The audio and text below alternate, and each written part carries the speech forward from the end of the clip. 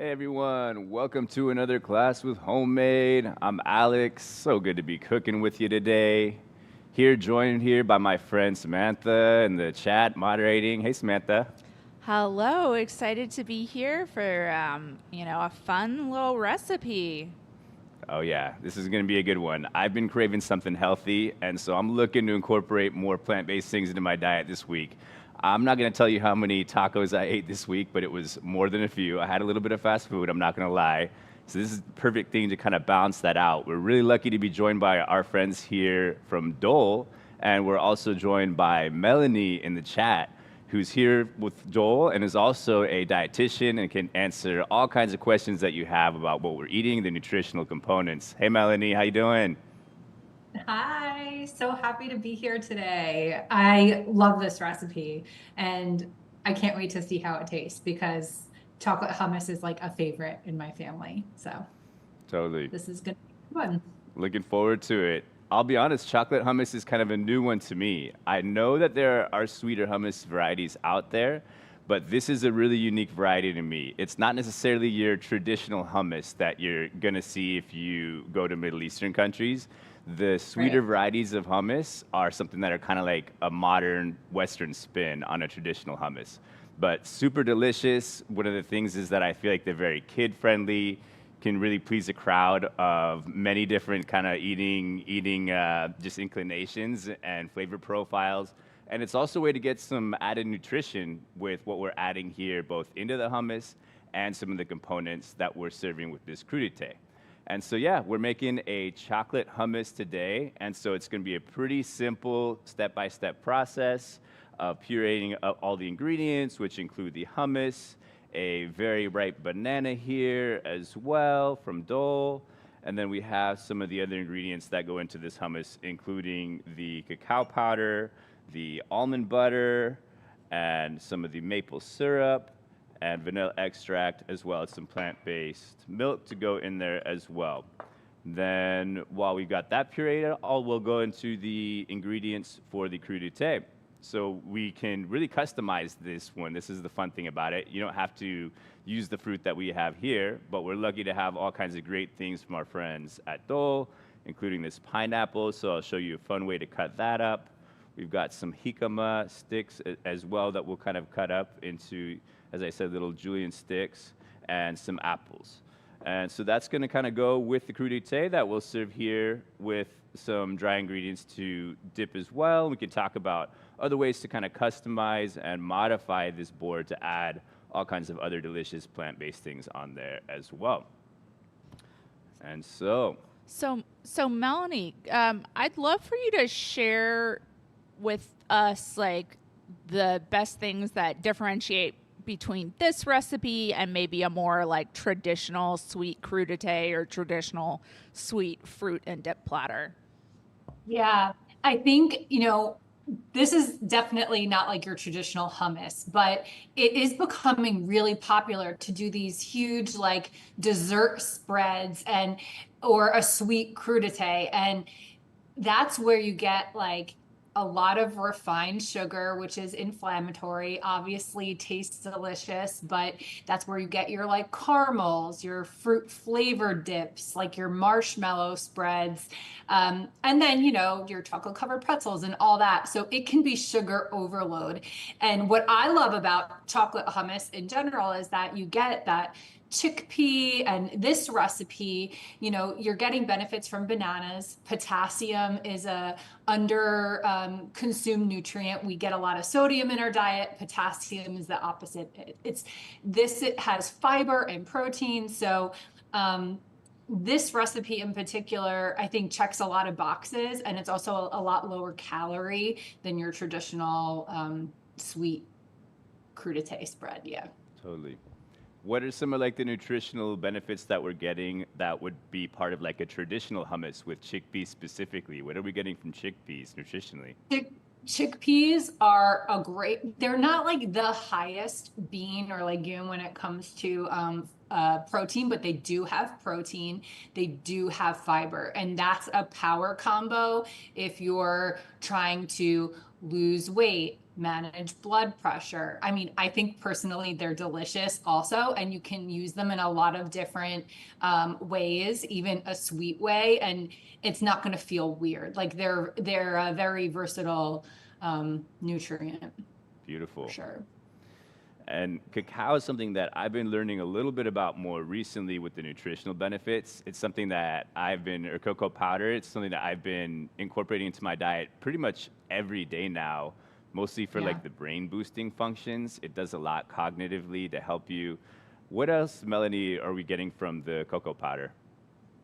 Cocoa powder, and we have a lot of really great articles on dole.com in our blog section that go into this more deeply, but it's a very concentrated antioxidant, especially when you're using the cocoa powder or cacao nibs without the added sugar. Chocolate is good. The darker the chocolate, the better. So you're looking for like 70% cacao or more, which means it has less sugar and less fat, the cocoa powder. So like you said, brain benefits, but a lot of anti-inflammatory benefits too from the antioxidants.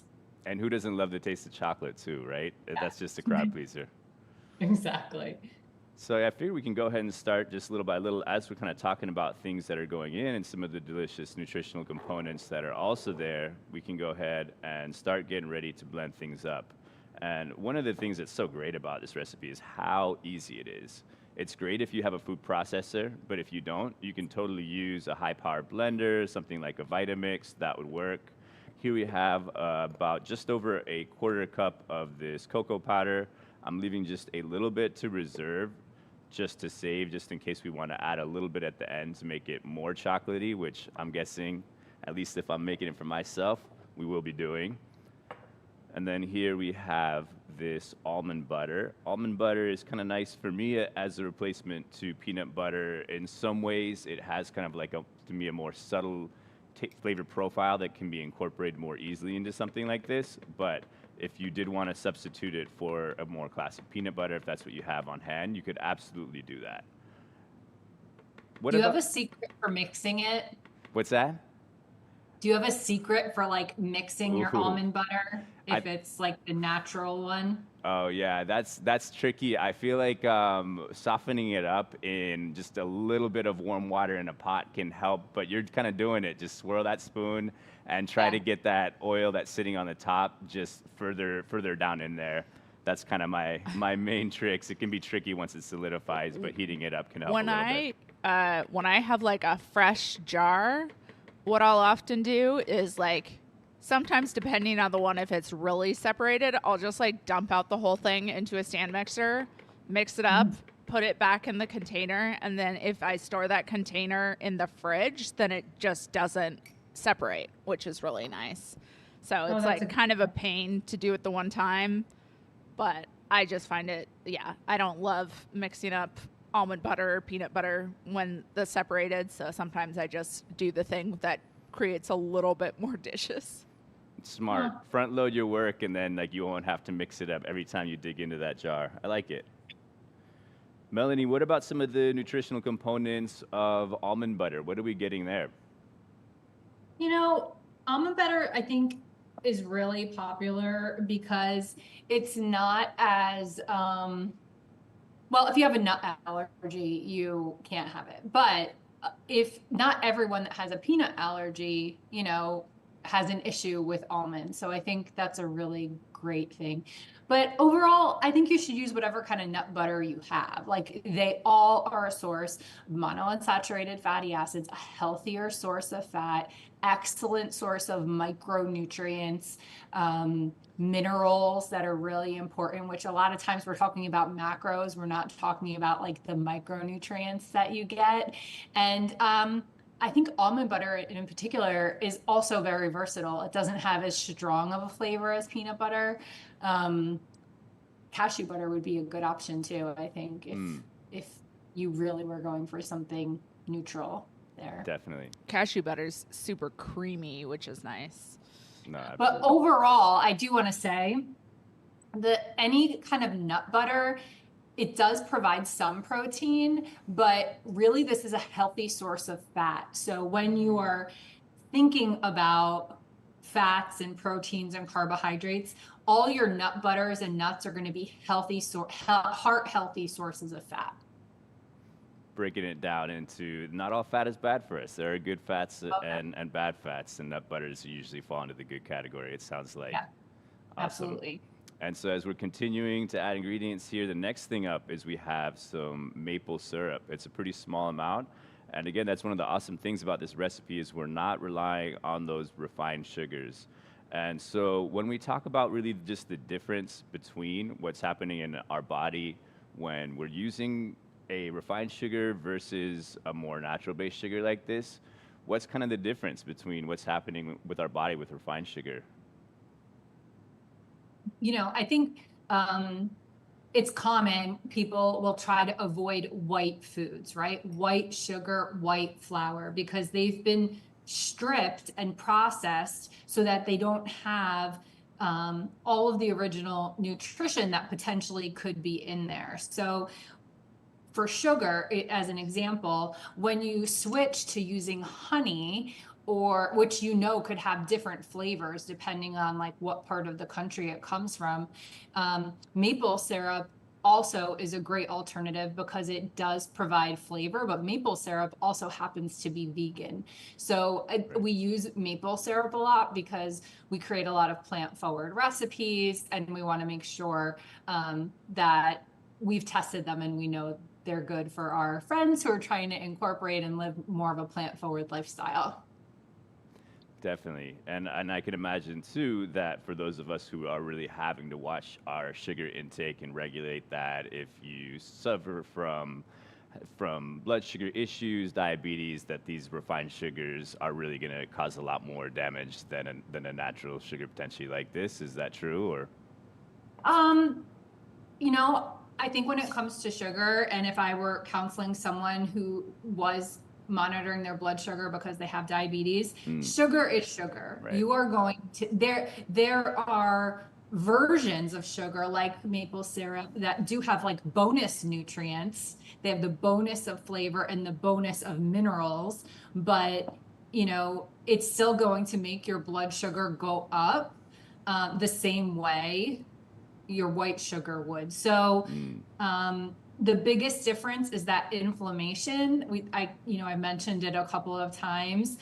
That's what makes us sick. When we consume foods, if we smoke cigarettes, even honestly, if we work out, that creates inflammation in our body. Our body doesn't know the difference. So that is, the benefits of working out far outweigh the negatives. But what I'm trying to say is that inflammation is what you want to minimize. So if you can omit the white sugar and use another, version that does have some redeeming qualities like antioxidants, you should do it.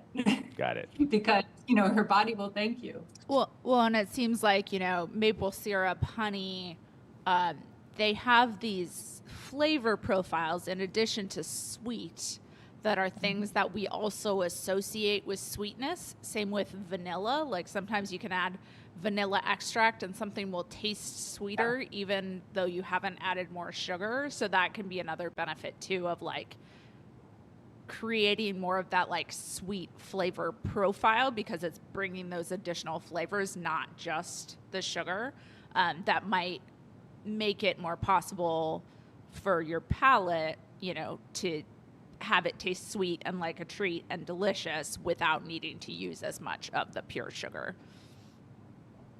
Yeah. Totally. I'm curious what you guys think. What do you think of coconut sugar? I think it tastes sweeter to me than regular sugar. I don't know. Yeah, So what do you guys? I often prefer things like coconut sugar or even, brown sugar versus white sugar, like tastes sweeter to me, I think because of that kind of similar thing. But yeah, I haven't used a ton of coconut sugar, but I really notice how sweet, coconut milk has sweetness to it also, but how sweet coconut milk tastes For sure. is pretty impressive. Definitely, and I find it to be a little bit sweeter too. I've also noticed I've experimented a little bit with monk fruit extracts and sugars, and I find those to be a little bit sweeter too. but it's nice to have some alternatives, and it's really cool to see that in the marketplace there's more and more sugar varieties out there as opposed to just these highly, highly refined, dyed, purely white varieties out there. So that's awesome. Check out my banana. Look Nah, imagine how much sugar this has. So, I mean, this is good. I'm assuming you would say this is okay to use. Like, I that's think perfect. this is going to be, yeah, this is awesome. Oh yeah, and since we're talking about banana ripenesses, this is a perfect time since we're just about to put ours in. And so for this recipe, it's really almost like the blacker, the better. We don't want it to necessarily be like completely, totally black to the point where the banana is actually like fermenting a little bit. That might actually change the taste.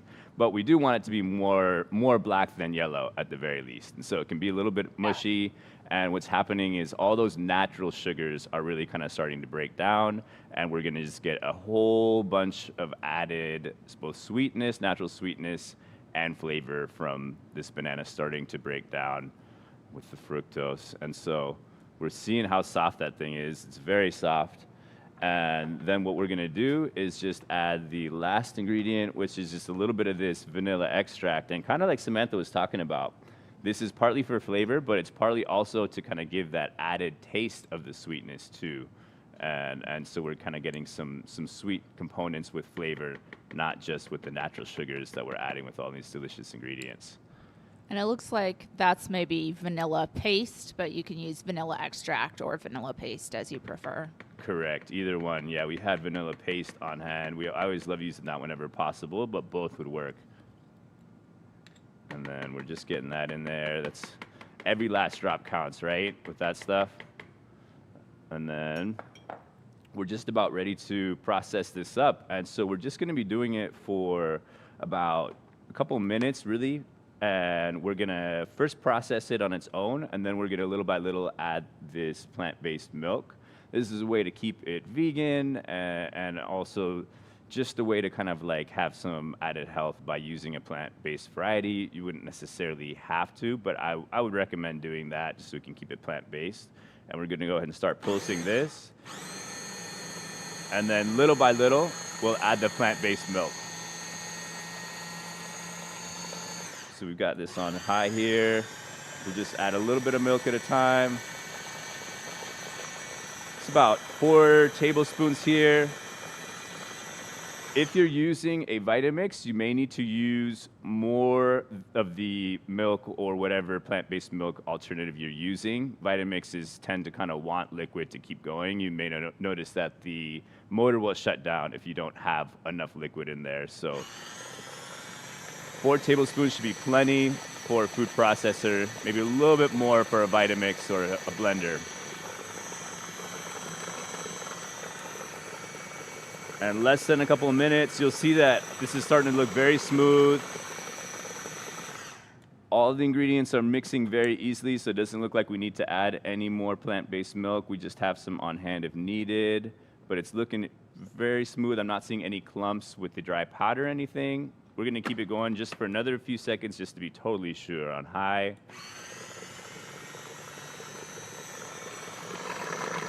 I'm getting the smells of both the banana and the cacao especially are really blending together.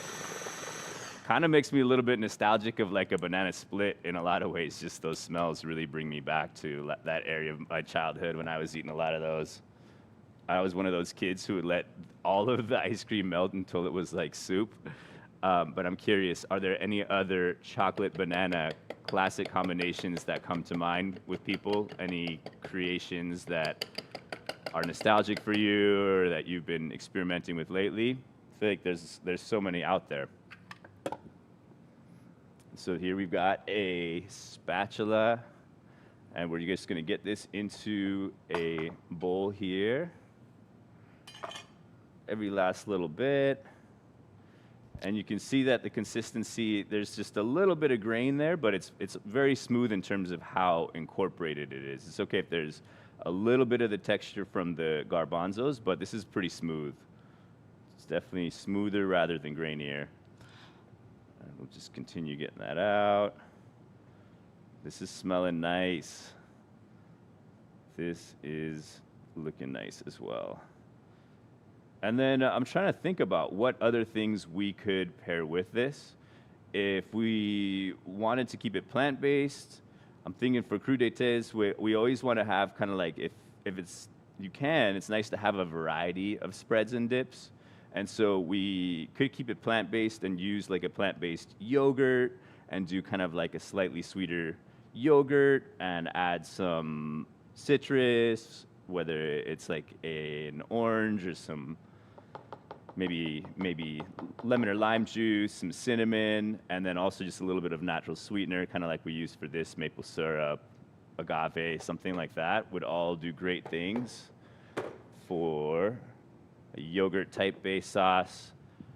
What other additions, what do you think, Samantha or Melly? I'm curious, do you think could be good to go with other dips with this little crudité that we're working on here? What are we thinking? Yeah, I had grew up with my mom would do like sour cream with some brown sugar and some amaretto, but I think you could kind of make that a little different by doing, you know, either sour cream or maybe like skyr, that like really thick yogurt that's pretty high in protein, and like maybe maple syrup, almond extract, something like that could be really good. Oh, yeah. Yeah, I've also seen like date caramels where you like I can't use words, blend up dates. So that could be really good too. And then Melanie, we have a question for you from the chat. And somebody was asking if they were saying, aren't blackened bananas bad for diabetics? So asking about that. Yeah.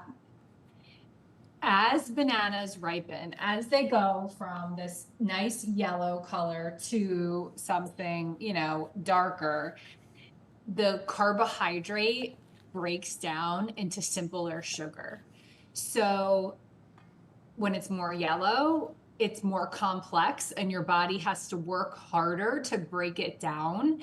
And when it's a darker banana or more ripe banana, your body doesn't have to work as hard to get that sugar. So it makes your blood sugar go up more quickly. And if you have diabetes, the insulin is not there necessarily to help control that. So, in some ways, you're right. But the nice thing about this recipe is that most people with diabetes know they need to eat combinations of foods, not just carbohydrates alone. So that means that they need to eat protein, fat, and fiber, ideally, with their carbs, or fiber or protein. It's all going to slow down digestion. So this dip actually has 7 grams of protein per serving.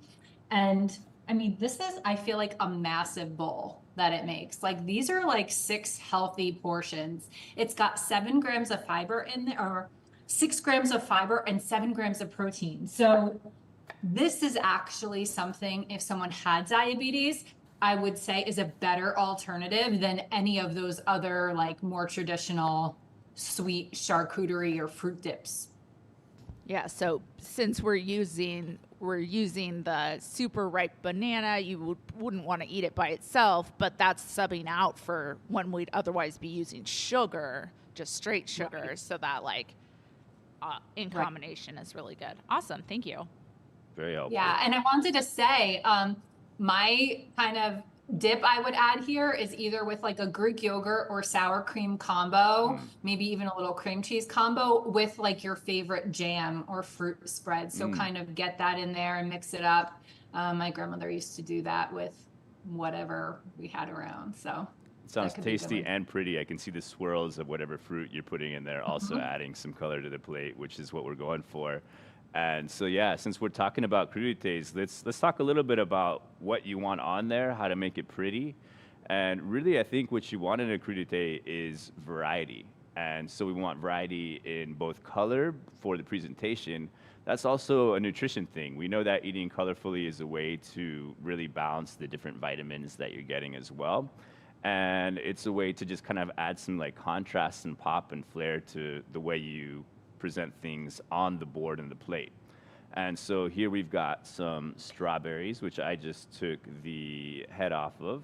And then we've got some apples that I was just slicing up here. I'm leaving them fairly thick so they're easier to grab. You don't want like a flimsy slice that's gonna break. when you put it into the dip. And then we'll fan those out. And then here we have this pineapple, which I'm going to show you how to cut up in a really elegant way. This is one of the golden selection pineapples. If you can find a way to get your hands on one of these from Dole, definitely do that. These are delicious pineapples. I think it's the specific variety, but it also has something, I believe, to do with when they harvest it. There's just something about it. It's like the perfect ripeness and sweetness. And then we have this jicama here. And jicama is also a nice way to, we don't have anything kind of really white. The apples are somewhat white, but this is also a way to add different flavor profile. That's something like slightly almost savory into this dish as well. And so we're gonna start by getting this into little sticks, kind of like julienne sticks. And so to do that, we're removing both the top and the bottom here. Then I'm just gonna quickly peel this. And we're just gonna kind of peel around the sides here. I love a good jicama salad. I don't know if there's other folks who love to cook with jicama. Drop it in the chat if you've got any favorite recipes. But one of my favorites is a really just simple salad with jicama, pomegranate, some arugula, and then a nice herby dressing, maybe with something kind of like spicy in it as well. I'm a spice lover here, but that's kind of what I like doing with jicama at home, and also I like leaving it in kind of fairly large julienne matchsticks so you get a little bit of that crunch. And it's just a way to add texture. I don't know a whole lot about jicama in terms of the dietary components. Melanie, is that one that you're familiar with, jicama? I know it's not as common in most people's diets necessarily, but I'm curious. You know, vitamin C, almost every fruit or vegetable is a good source of, and definitely fiber. I mean, as you're peeling this, I'm sure you can see, like the outside is very fibrous, but the inside is too. It's kind of like a cross between an apple and potato. I always used to tell people, like, it just has a really great crunch. So fiber and vitamin C are the two, I would say. Yeah. I love that analogy of thinking about it like the cross between an apple and a potato. That's spot on, I feel like. I really love like a jicama slice with some tahini on it, that like chili and lime. You get that good crunch, almost, you know, in a kind of a similar way as a chip and that saltiness, but, you know, very different dietary facts. Super nice. And somebody was asking if you have any recommendations for keeping sliced apples from turning brown, and if lemon/lime juice is still the best option, or if you have other recommendations. That's a great question. Yeah, for me, a lemon lime is the best way to do it. But oftentimes, if you just like kind of squeeze it on, you're not going to get like an even coating on it.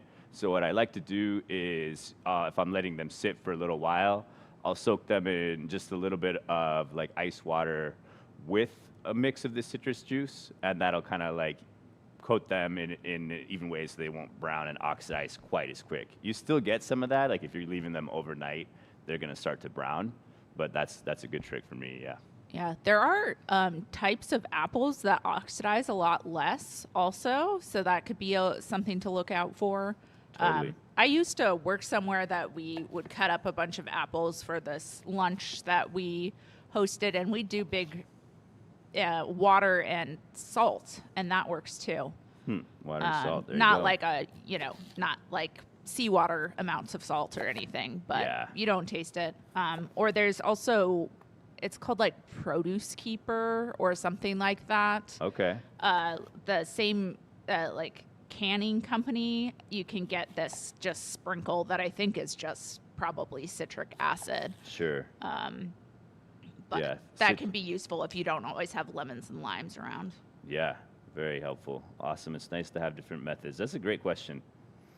And then as we're getting here with the rest of our ingredients, I want to just show you how to cut this pineapple in a nice, unique way. And so we're going to remove the top, and then these we have in pretty large, almost kind of like matchsticks. You can do them slightly smaller, but this is kind of nice because it's very easy to grab. It's almost like a wedge fry probably about a half inch, quarter inch thick. And you can do them as coarse how you want, but that's the way that I would do it. And then we're just slicing off the top and bottom of this pineapple. And then what we're gonna do is we're going to follow along the lines of these kind of basically like little seeds that you'll see inside the pineapple, which actually is not one fruit. This is not one pineapple, but each one of these little guys, I'm told, is like a different fruit. So it's basically like a berry more. And so what we're doing is we're removing just the skin. We're really not trying to remove a whole lot more than just the skin, because we want to actually use the dots here as a frame of reference to carve them out.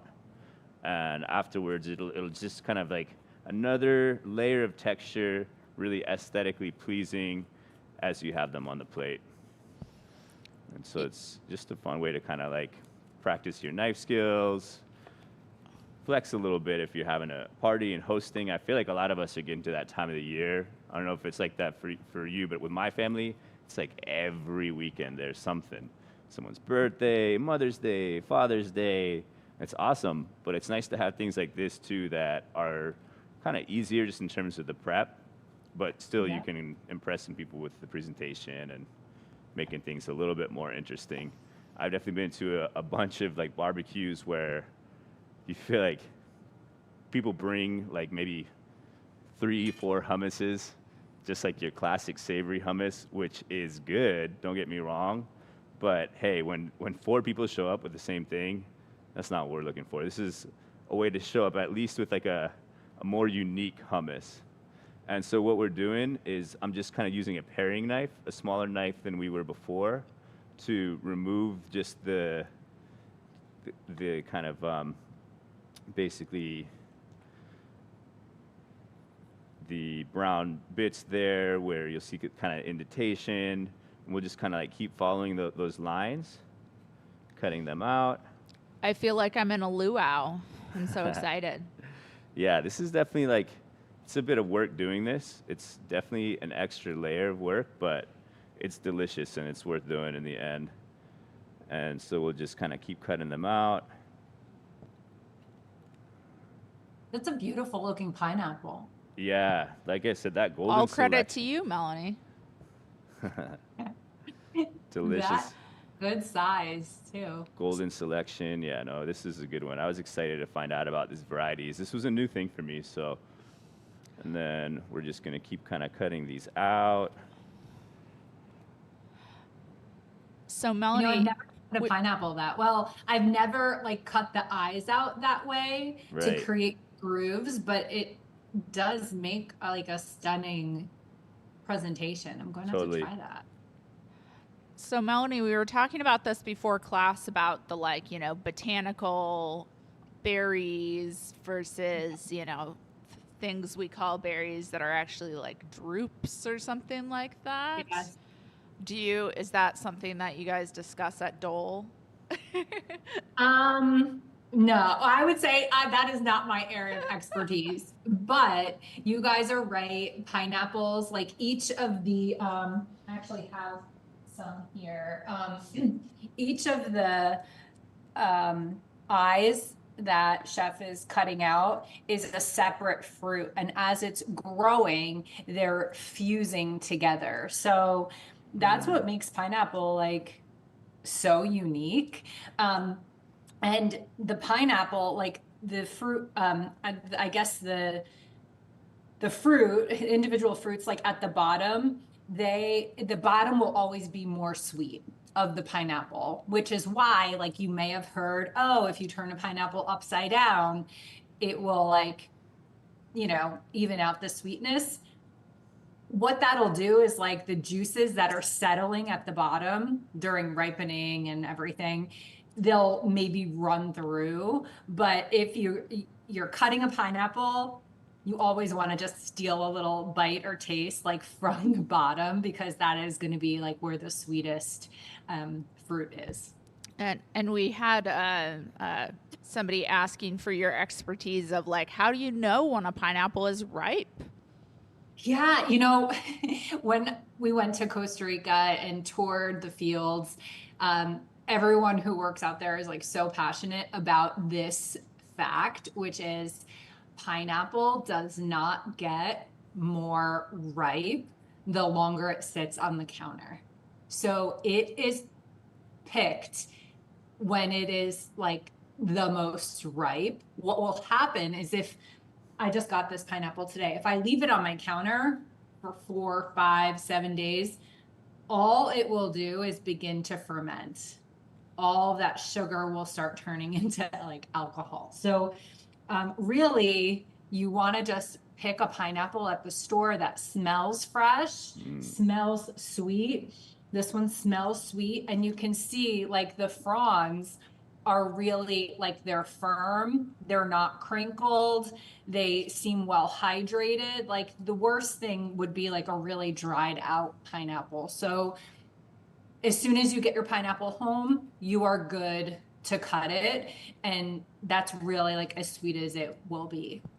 Awesome. And yeah, No. I was just, when I saw pineapples in the fields, it just looks like somebody is playing a prank on you because it's just like sitting there on top of a bush, essentially. So, anybody that hasn't seen a picture of a pineapple growing, you should look it up because it's very hilarious to me.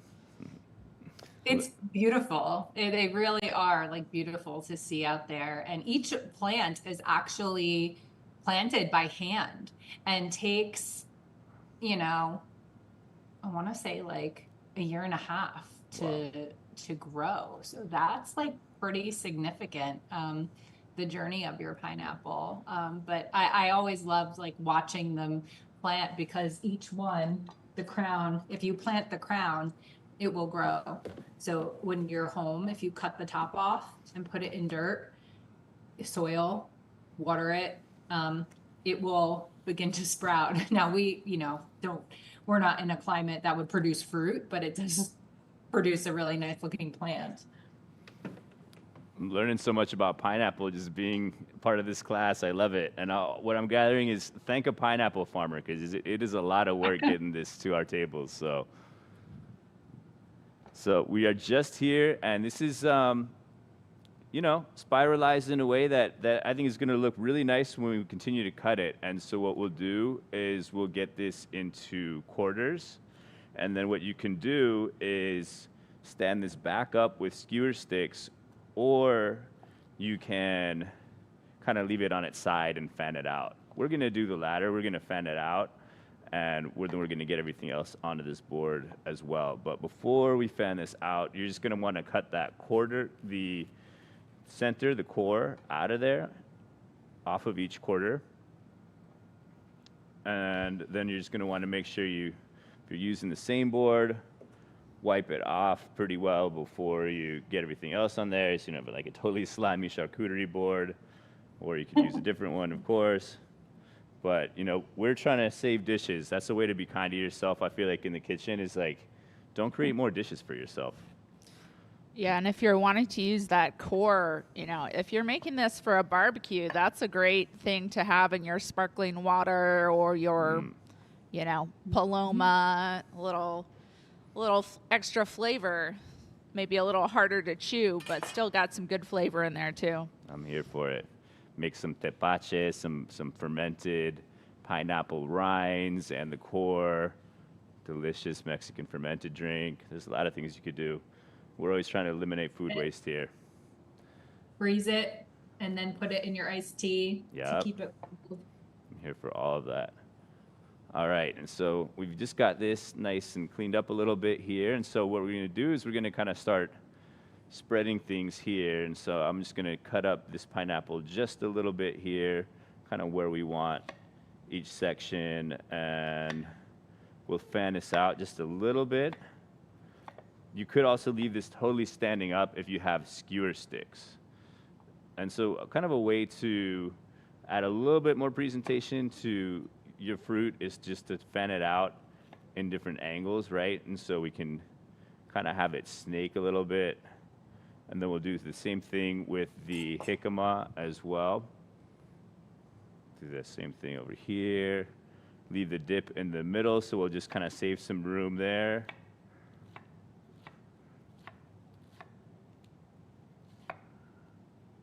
All right. Fan this out just a little bit.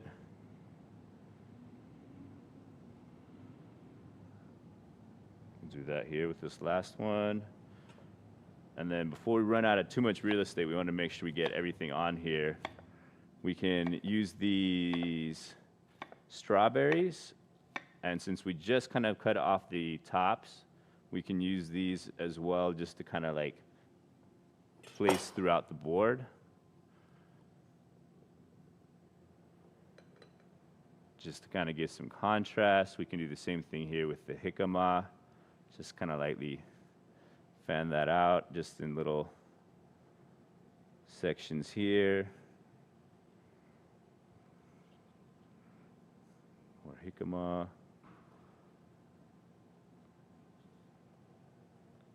And then we're going to also add our crackers as well. So we got our dip here. We got some of our apples. We can fan those out just a little bit. Just kind of alternating the angles that they're on a little bit, pushing them out. Fan them out. Do that same thing over here. And then we're just about ready to eat. You could also do a little bit of like tahine if you are somebody who likes a little bit of spice. On top, you could do that. You could do some lime, which is again going to help with preventing the browning. You could also do a little bit of like cinnamon sprinkle on top. And yeah, these are just kind of like a few little options for customization. And I would say we're just about ready here to add our crackers, which we'll try and save some room right here in the middle for. And for this one, we have some graham crackers. We're just going to kind of fan those out as well. We have some rice crackers. And then we have some pretzels. Just kind of a nice different variety of textures and flavors. A little bit of sweet and a little bit of savory aspects with some of the salty components from the pretzels here as well. We'll just kind of get those in there. And that's looking like a pretty nice board to me. Nice spread. It's looking beautiful. And then we've got some extra fruit here to nibble on, which is always nice. But without further ado, let's give it a try. Let's see how he did. What do you think, Melanie? I think it's so good. It's so good. It's not overly sweet. I don't taste banana. Like I know, we at Dole really try to put banana in everything, and sometimes it works and sometimes it doesn't. But this, I don't get a ton of banana, and my banana was really ripe. Do you? Mine was too. It was pretty black, and it's subtle. It really incorporates. You taste it just a little bit, but if you're someone who doesn't always love the taste of banana, you're still gonna love this recipe. And I tried it with the graham cracker. I'm now curious to try it with the jicama and see how it balances with just something that's more neutral flavored. But it's not overly sweet. It's the perfect amount of sweetness, which is also nice. And so it doesn't mask all the flavors of those good things like all of the cocoa powder as well. And what would you like? I always like to know like the serving size. Like, would you say like a third of a cup would be a serving, like based on what you have? I think that's exactly right. So you should get at least between 6 and 8 portions out of this.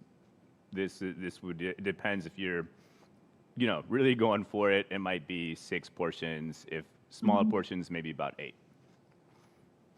So what I love about this is that I think it firmed up as it sat here. And with 6 portions, I could make this, put it in my little containers in the fridge, throw it in my kids' lunch, and know that they have something that is healthy, but also like a little bit fun. And even for me, like to bring it to work, like I would really enjoy that as a school snack. But you mentioned barbecue, it's summertime. I think this would be a really big hit. Even you could put like cocoa nibs in it to give it like a little bit of like texture. maybe on top. I like that. The cocoa nibs is a good addition. And yeah, I totally agree. This would work great for a party, but just as well for meal prep, something to incorporate into the kids' lunches, even into your own. I might be incorporating this into my meal prep. So I'm excited for this one. And really appreciate you chiming in so much, Melanie, sharing all that great knowledge and tidbits. We had a lot of fun. Somebody was asking. I did. Oh, sorry. About how long this would last in the fridge. That's a good question. I would do less than a week. I would say push it to probably like 5 days max, maybe something like that. Yeah. Awesome. And then yeah, so thanks everybody for joining. If you want to run it back, you can join us for another class today at 4 p.m. with Joel. We're gonna be doing mushroom rice with jammy eggs. Thanks so much, everybody. Really appreciate it. And remember, if you want to check out any of these amazing Dole products, you can find them at your local grocery store. And remember that Dole loves kind of adding a healthy spin on all these traditional classics.